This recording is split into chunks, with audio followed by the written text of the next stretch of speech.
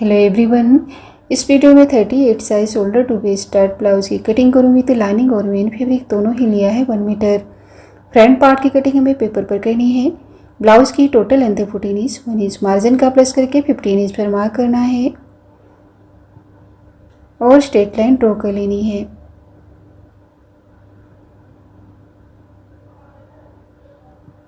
यहाँ पर हमें शोल्डर की मार्किंग करनी है। शोल्डर है 14 इंच, उसका हाफ 7 में से हमें 1.5 इंच माइनस करते हुए 5.5 इंच पर मार्क करना है। डीप नेक के अकॉर्डिंग शोल्डर लिया है 5.5 इंच, आर्म होल लेंगे 6 इंच पर। यहाँ से हमें चेस्ट का फोर्थ पार्ट लेना है। चेस्ट है 38 का फोर्थ पार्ट 9.5 इंच, 2 इंच लेना है एक्स्ट्रा मार्जिन। यहाँ पर हमें वेस्ट का मेजरमेंट लेना है। वेस्ट है 32 का fourth part 8 inch, 2.5 inch tucks के लिए और 2 इंच लेना है एक्स्ट्रा मार्जिन के लिए। साइड पर लाइन ड्रॉ कर लेनी है मार्किंग को मिलाते हुए। 1 इंच पर आर्म होल का शेप देना है।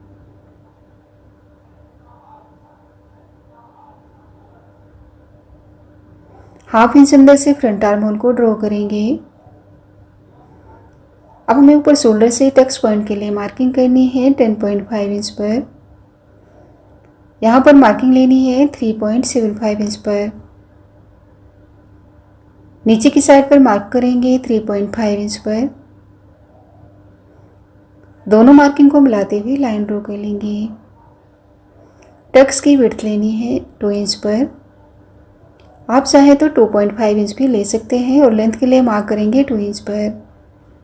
इस तरीके से टक्स की मार्किंग करनी है और सेंटर पर भी हमें टक्स लगाना है। तो यहाँ पर स्ट्रेट लाइन ड्रॉ करेंगे और सेंटर लाइन से दोनों ही साइड 0.25 इंच लेते हुए टक्स को ड्रॉ करेंगे।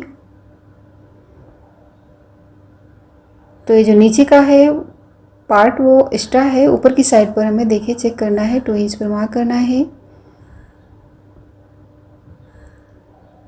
और स्ट्रेट लाइन ड्रॉ कर लेनी है।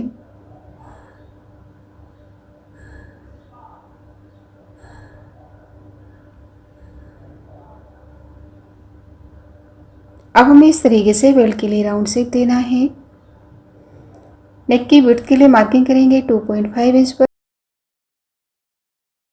और इस तरीके से यहाँ पर एक मार्किंग और लेनी है 2.5 इंच पर। और अब हमें यहाँ पर कर्व वी शेप ड्रॉ कर लेना है।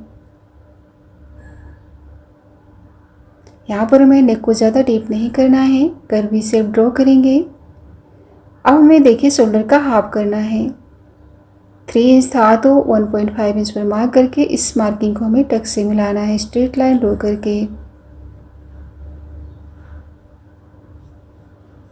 अब हमें यहाँ पर हाफ इंच पर मार्क करना है और इस मार्किंग को हमें टक्स से मिलाते हुए लाइन ड्रॉ कर लेनी है। मार्किंग हो गई है। अब हमें कटिंग करनी है। सबसे पहले हमें साइड का एक्स्ट्रा पार्ट कट करना है। आर्म होल की साइड पर अंदर की मार्किंग पर कटिंग करनी है। उसके बाद बेल्ट को स्ट्रेट में कट करेंगे। देखिए इस तरीके से यहाँ से जो एक्स्ट्रा पेपर है उसे कट करके निकाल देंगे।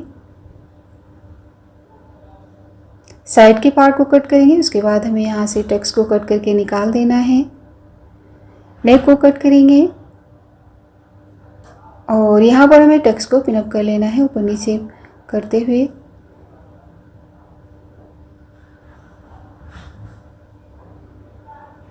अब हमें बेल्ट पर जो मार्जिन है इसे कट करके निकाल देना है। टक्स का जो मार्जिन है उसे कट कर देना है और नीचे ऊपर रखते हुए पिनअप कर लेना है। तो फ्रंट पार्ट की कटिंग हो गई है और हमें इसे मेन फैब्रिक पर कट करना है। फैब्रिक को 2 फोल्ड में रखना है और फोल्ड साइड पर रखना है बेल्ट को। सबसे पहले हमें बेल्ट की एज इट इज मार्किंग करनी है और यहाँ पर हमें ऊपर की साइड से एक्स्ट्रा मार्जिन लेते हुए मार्क करना है। हाफ इंच का मार्जिन ले लेना है ऊपर की साइड पर।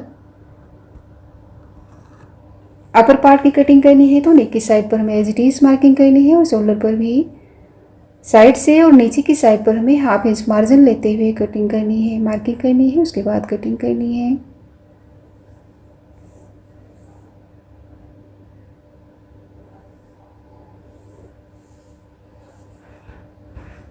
अब हमें इसके साइड वाले पार्ट को कट करना है। देख सकते हैं मैंने कहाँ कहाँ पर मार्जिन लिया है। इस पार्ट को रखेंगे और सबसे पहले हमें एचडीएस मार्किंग लेनी है। आर्म होल की साइड पर एचडीएस रखेंगे और फिटिंग साइड पर भी, और यहाँ से हमें मार्जिन लेते हुए कटिंग करनी है। 1/2 इंच का मार्जिन लेंगे।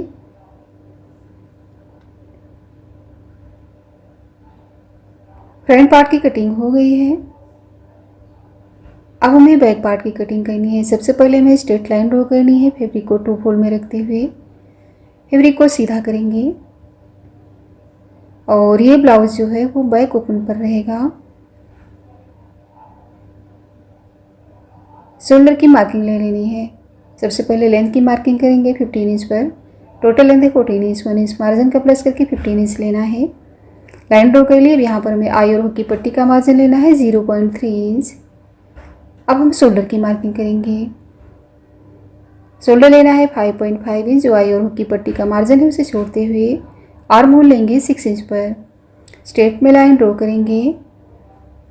यहाँ से हमें चेस्ट का 4th पार्ट लेना है। तो चेस्ट है 38 का 4th पार्ट 9.5 इंच। 2 इंच लेना है एक्स्ट्रा मार्जिन। वेस्ट है 32 का 4th part 8 inch. 1 inch back tucks, 2 inch extra margin का। और अब हमें इस तरीके से लाइन ड्रॉ कर लेनी है। साइड पर 1 इंच पर आर्म होल का शेप दे देना है।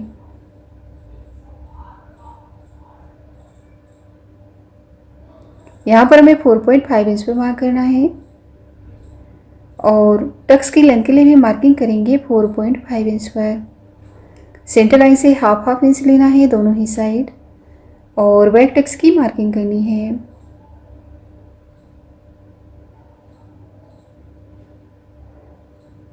फिटिंग साइड पर हाफ इंच पर मार्क करेंगे और इसे हमें क्रॉस लाइन ड्रॉ करते हुए टक्स से मिलाना है। नेक की विड्थ लेनी है आई और हुक की पट्टी का मार्जिन छोड़ते हुए 2.5 इंच। लेंथ के लिए मार्क करेंगे 10.5 इंच पर। नीचे से मार्क करेंगे 2.5 इंच पर। लाइन ड्रॉ करेंगे स्ट्रेट में और इस तरीके से यहाँ पर भी हमें कर्वी शेप ड्रॉ कर लेना है। साइड का एक्स्ट्रा पार्ट कट करेंगे और यहाँ से भी बैक पार्ट की कटिंग हो गई है। अब हमें बैक आर्म होल को मेजर करना है। तो शोल्डर पर हाफ इंच स्टिचिंग का छोड़ते हुए आर्म होल को मेजर करेंगे। आर्म होल आ रहा है 10.5 इंच। तो फैब्रिक को 4 फोल्ड करना है 10.5 इंच पर। ये 9.5 इंच है तो यहाँ पर हमें यहाँ पर फैब्रिक लगाना होगा। इस तरीके से जॉइंट लगाएंगे। अब हमें मार्किंग करनी है 10.5 इंच पर।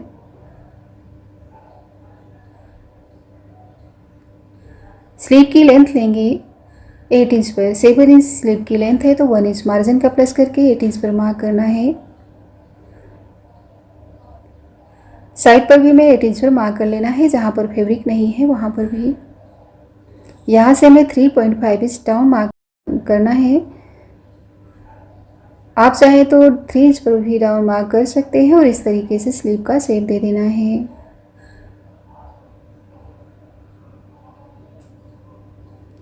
स्लीव राउंड लेना है